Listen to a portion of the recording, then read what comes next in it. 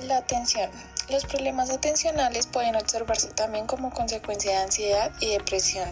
Los adolescentes, por ejemplo, pueden desarrollar defectos atencionales secundarios a estados emocionales. Los niños con compromisos cognitivos globales, como es el caso del retardo mental, y los adultos con demencia, presentan una capacidad atencional reducida.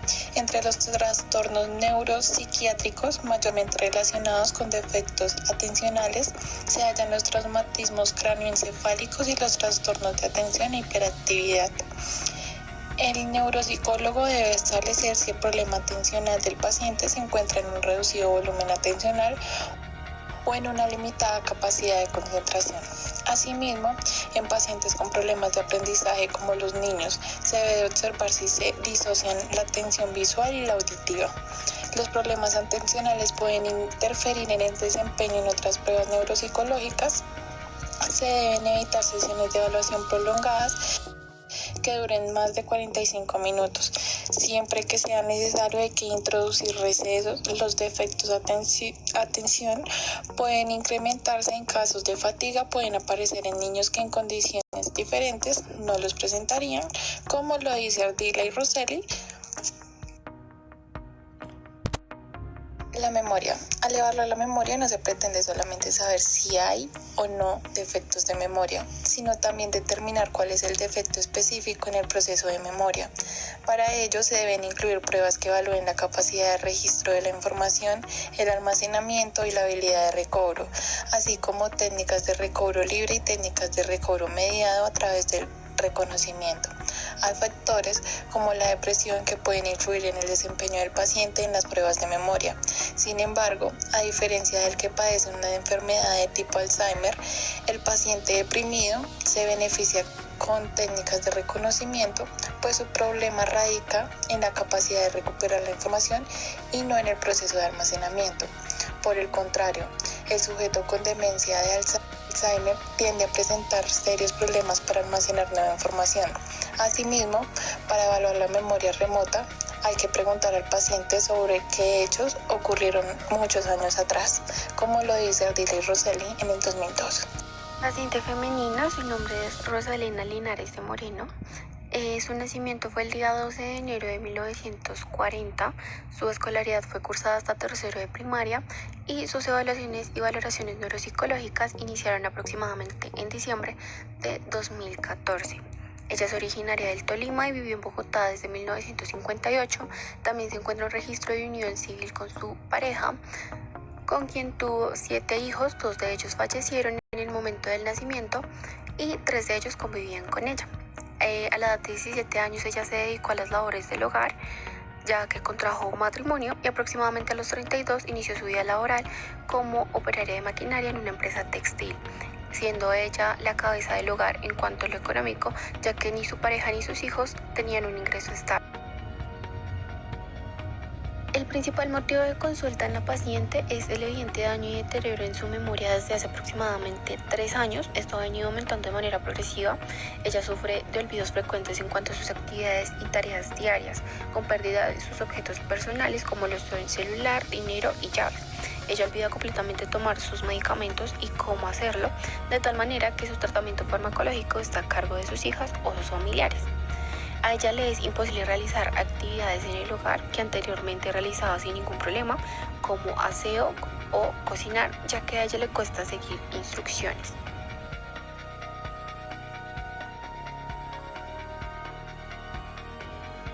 Los familiares manifiestan que el otro día la señora Rosa se dirigía a poner a hacer un tinto y resultó hirviendo unas papas. Asimismo, manifiestan que toca esconderle la comida, ya que se evidencia un aumento considerable en su apetito. Ella olvida haber tomado sus alimentos y los vuelve a solicitar. También ha descuidado su imagen personal. La mayor parte del día ella quiere estar en pijama y no le agrada la idea de tener que bañarse. Prefiere pasar su día a día en su cuarto frente al televisor y últimamente refleja conductas amenazantes. Ellos manifiestan que le ha dado por caminar con un cuchillo y dar vueltas en sentido amenazante. Se ha vuelto indiferente y apática, sin conductas de auto o heteroagresivas. Tiene supervisión casi constante en el hogar para evitar que la paciente se exponga a riesgos. Adicionalmente manifiesta molestias en la marcha, como si se le frenara la pierna o la arrastrara. Como consecuencia de esto ya presentó una caída que le ocasionó un trauma facial y craneal y también una contusión en uno de sus brazos. Por todo esto se inician estudios y pruebas neuropsicológicas, se remite a la paciente a la realización de un TAC de cráneo simple y suministro de clonazepam, sertralina, quetiapina y memantina. En la historia clínica de la paciente podemos encontrar diagnósticos de síndrome anémico, esto causado por una hemorragia de las vías digestivas, úlceras, cáncer rectal y un posible cáncer de colon. Esto fue tratado por medio de endoscopia, oncología y tratamiento quirúrgico, aunque no hubo requerimiento de quimio ni radioterapia. También sepsis de origen urinario, esto se trató por medio de exámenes de orina. Diabetes mellitus tipo 2 fue insulodependiente y también fue tratada con metmorfina. Deshidratación en grado 3, hipertensión arterial tratada con enalapril y ASA. También una lesión aguda renal, a su vez delirium mixto hipoactivo secundario de 1 y 2, es decir que son consecuentes del síndrome anémico, y el sepsis de origen urinario, el antecedente de trauma cráneoencefálico y trauma lumbar a raíz de la caída que se mencionó anteriormente. Por esto la paciente fue remitida a la realización de un TAC craneal. Su dependencia funcional severa en la escala de Bartel 10 de 100, la demencia no especificada y un desequilibrio hidroelectrolítico que estaba en corrección.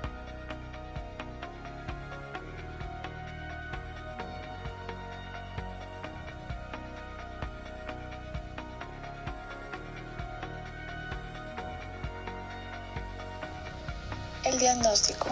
Todo lo dicho anteriormente nos permite suponer que la paciente presentaba, como lo expuso mi compañera, partiendo de los exámenes y pruebas realizadas, visualizamos varias patologías con un deterioro marcado y global a estudiar, como trastornos neurocognitivos, mayor debido a enfermedad de Alzheimer, caracterizada por el deterioro de las células nerviosas del cerebro y una disminución en su masa cerebral, que en su momento se encontraban en un grado severo al que se había asociado un componente vascular GDS5. Es decir, la paciente no recordaba datos relevantes de su vida actual, su dirección o teléfono de muchos años, nombres de familiares próximos como sus nietos. Es frecuente la desorientación en tiempo, fecha, día de la semana, entre otras. También encontraba una demencia grave, CDR3, una grave pérdida de memoria. La paciente era incapaz de intentar juicios o resolver problemas. Requería ayuda para el cuidado personal según la escala clínica de demencia. Y un trastorno de comportamiento como lo es irritabilidad y apatía, donde el trastorno explosivo intermitente supone episodios repentinos y repetidos de conductas impulsivas, agresivas y violentas, o arrebatos verbales agresivos en los que reaccionaba con demasiada exageración para la situación, siendo esta irritabilidad y para finalizar su apatía, sin ganas de hacer nada a pesar de tener que hacerlo, como lo manifestaban sus familiares, diagnosticada finalmente con demencia senil, donde se refiere a un conjunto de síntomas por un deterioro progresivo de las funciones cognitivas. Pueden tener lentitud al reconocimiento de palabras, mantener una conversación en sus movimientos o incluso tener pequeños despistes, afectando así la memoria, el lenguaje, el pensamiento, cambios de personalidad, la desorientación, la parte motora, y donde encontramos el descenso de la paciente el 15 de octubre del 2018.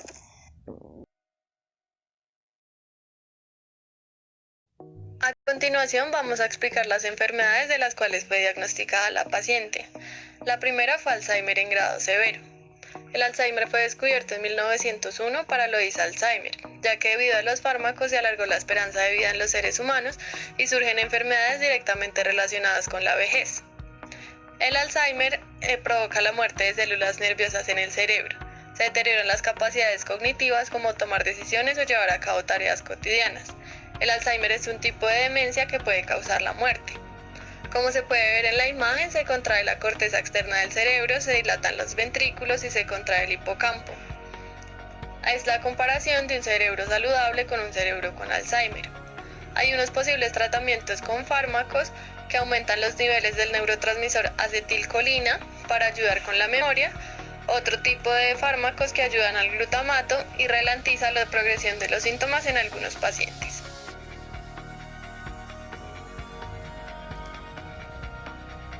Otra de las enfermedades de las cuales fue diagnosticada la paciente fue demencia senil. Cabe aclarar que generalmente primero se diagnostica Alzheimer y luego la demencia. Según el DSM-4, uno de los síntomas principales es la alteración en el proceso de la actividad normal, laboral y social. Para ello se necesita el testimonio de las personas que acompañan al paciente. Como pudimos ver en el motivo de consulta, ella olvida tareas diarias que debe cumplir, no logra realizar ninguna tarea del hogar ni seguir instrucciones. Para la demencia senil se evalúa la memoria a corto plazo y la memoria a largo plazo. Para la memoria a corto plazo se ve si recuerda 3 objetos al cabo de 5 minutos y para la memoria a largo plazo se ve si recuerda información que era conocida para ella en el pasado, como los nombres de familiares y amigos. Los síntomas principales son pérdida de la memoria, problema de lenguaje, problemas motores, problemas físicos, problemas de lógica mental, problemas de personalidad y trastornos del sueño. Un posible tratamiento con fármacos es con la memantina. Esta ayuda a regular la actividad del glutamato, que es un mensajero químico involucrado en las funciones cerebrales como el aprendizaje y la memoria.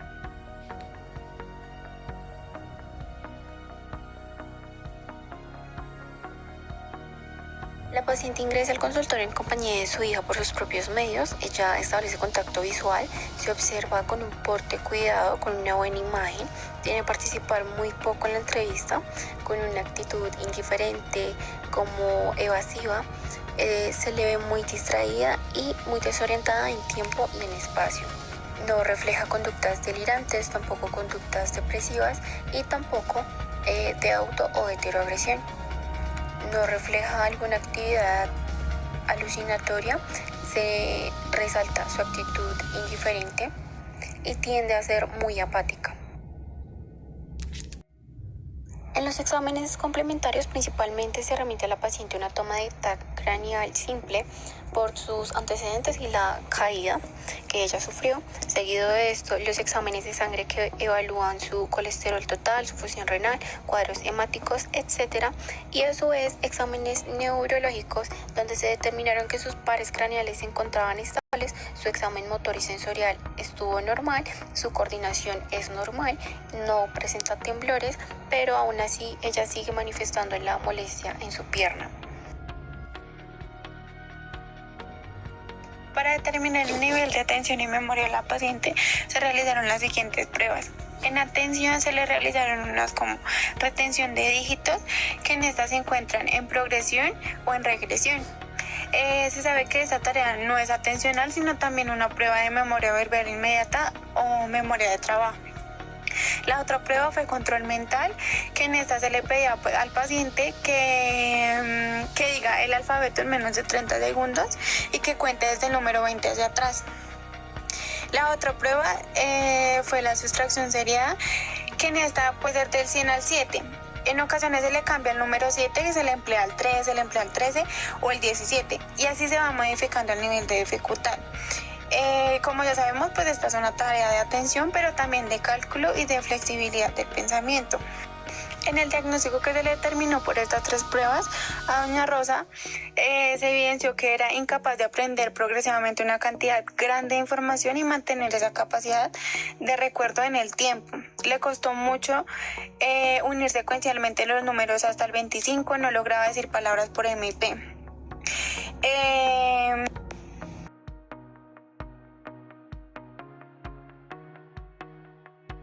Al evaluar el anterior diagnóstico se obtienen las siguientes puntuaciones.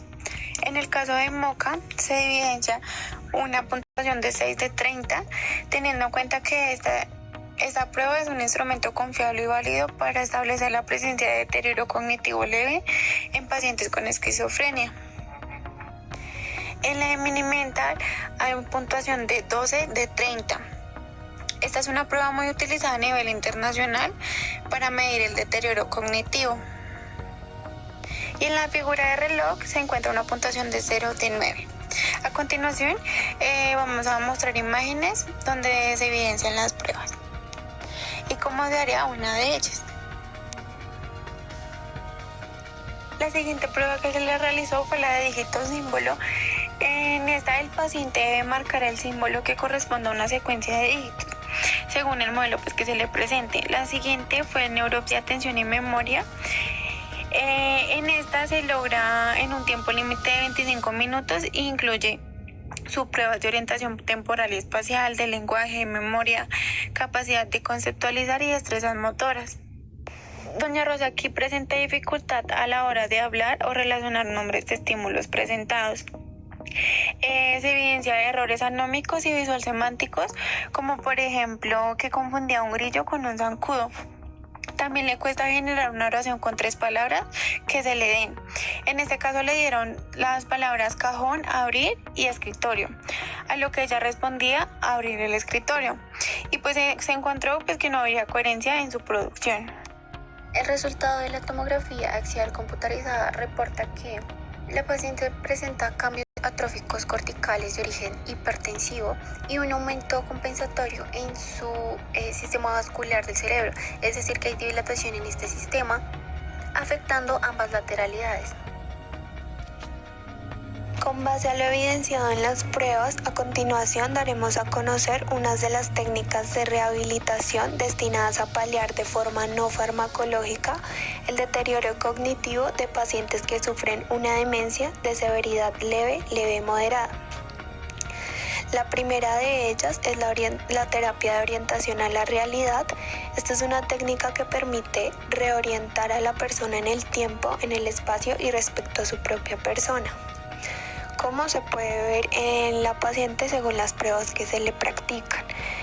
El objetivo principal es situar a la realidad y el presente mediante diferentes herramientas. Pueden ser periódicos, comentar noticias actuales y demás.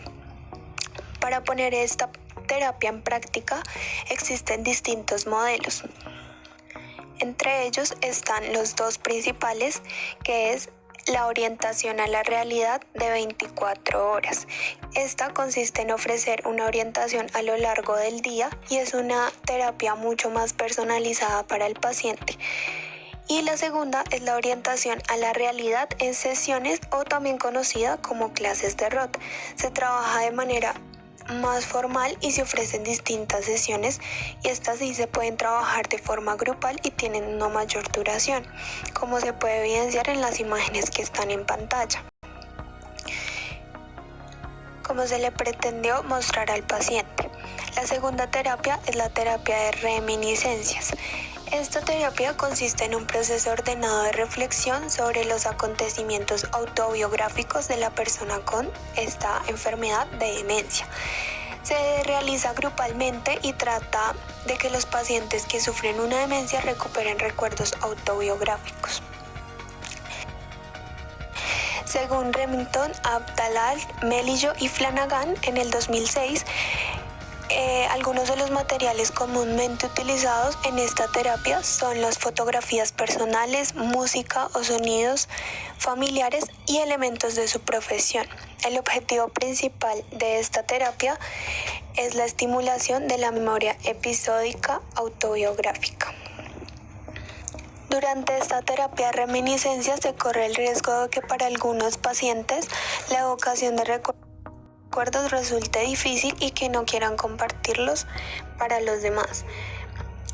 Igualmente, estos 2 métodos se han intentado validar empíricamente y su eficacia se ha discutido en diferentes síntesis, según Miller y Morris en el año 1990.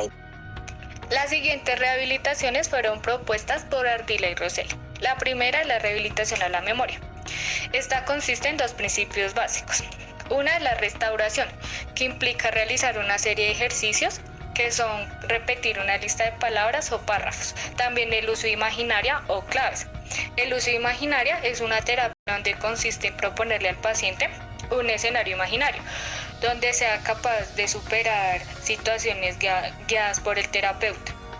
Esta hace que el paciente mejore la evocación.